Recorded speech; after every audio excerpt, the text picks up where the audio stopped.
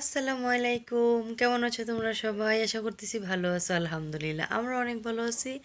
তো আমি তো এখন বসে আছি কম্বলের নিচে, কিন্তু এখন আমার যেতে হবে নাস্তা বানানোর জন্য। সন্ধ্যার নাস্তা বাচ্চারা সবাই খাবে, বসে আছে। তো শীতের দিন সন্ধ্যাবেলা যদি কম্বলের ভিতরে একবার যাওয়া যায় আর বের হইতে ইচ্ছা করে না, কিন্তু কিচ্ছু করার নাই, যেতেই হবে। তো চলো কি কি নাস্তা বানাবো সেটা তোমাদের সাথে শেয়ার করি। তো এই যে আমার নাস্তার সব কিছু আমি রেডি করেছি। আমি আজকে আলুর চপ বেগুনি বানাবো, সাথে আরেকটা জিনিস বানাবো, এটা থাকবে বাচ্চাদের জন্য সারপ্রাইজ, আর সেটা হচ্ছে চিকেন ফ্রাই। তো এদিকে আমি এখন তাড়াতাড়ি করে নাস্তা বানাবো। সব কিছু ভাজার পর অনেকগুলো হইব, তাই এত বড় ভুল নিয়ে এসেছি নামানোর জন্য। বিসমিল্লাহির রহমানির রহিম। অনেক দিন পরে ভাজতেছি, রমজান মাসে আসলে এগুলো করতে অনেক ভালো লাগে। তো আজকে আমার কাছে একটু ওই রকমই ফিল হইতাছে। আর আমার ননদ বলতেছিল আজকে, মানে ওরা আমার ক্যামেরাতে আসেন, আমি বলছিলাম যে আপনি ক্যামেরাতে না আসেন, কিন্তু সাইডে থাকি বলেন আমার যেটা বলতেছেন। বলে না, তুমি তোমার অডিয়েন্সকে বলে দিও আমি কি বলছি। তো আমার ননদ বলতেছে যে আমরা আসি, এসে তোমাদের বাড়িতে বেড়াই থাকি, তোমাদের খারাপ লাগে না? মানে পরে আমি বললাম যে কেন, কি খারাপ লাগবে? বললো যে আসি, অনেকদিন থাকি, তোমাদের এই যে শীতের মধ্যে আসছি, বাচ্চাদের স্কুল বন্ধ দিছে, রান্না বান্না করতে হইতাছে। পরে আমি আমার ননদের উত্তর দিলাম যে আমার সবচেয়ে ফেভারিট কাজই হচ্ছে রান্না করার। আমার মানে মেহমান আসলে অনেক বেশি ভালো লাগে আর কি, সত্যি কথা একদম আমার।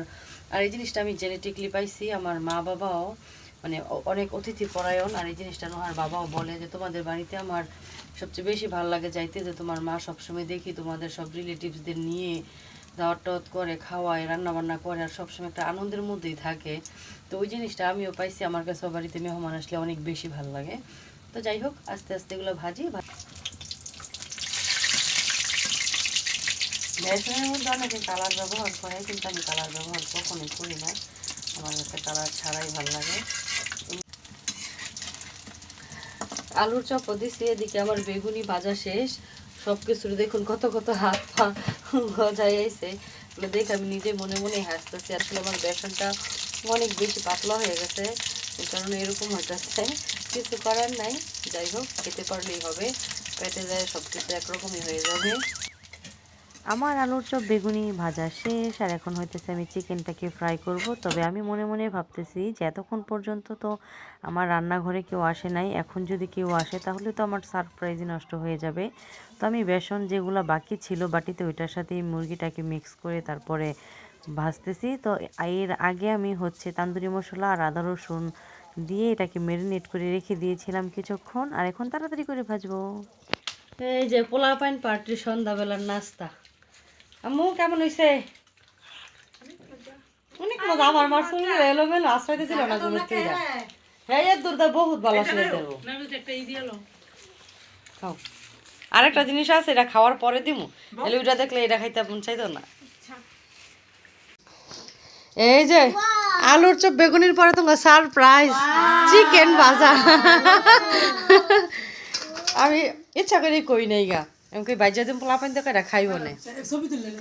আরে তাড়াতাড়ি তুলো, তোমার সৌদির জামাই রে না দেয় লইব আমরা, তো মজা করতেছি সুন্দর করে। এনে সস দেন ফ্রিজের মধ্যে।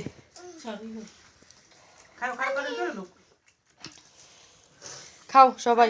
রামনি, তোমারটা কেমন লাগছে আমার সারপ্রাইজ? মজা, সে টেস্টি।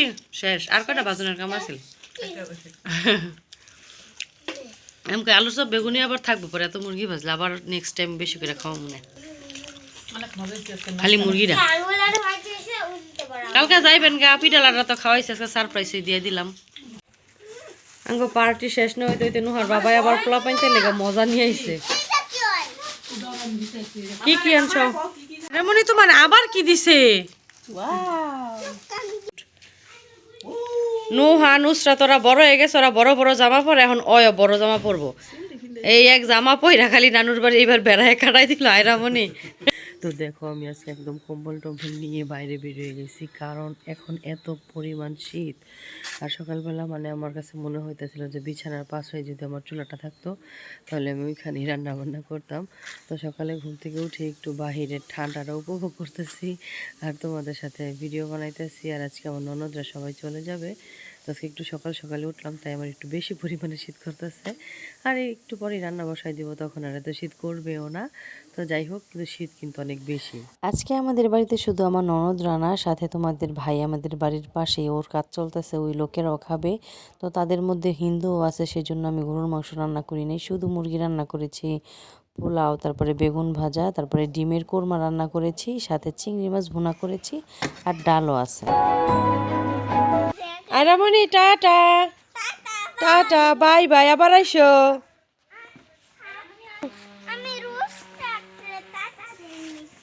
নুসরাতে টাটা দাও নাই কে? টাটা দিয়ালো নুসরাত পরে। Tata, bye bye, bye bye, আবার আয়ো। আচ্ছা যাও, আবার আয়ো।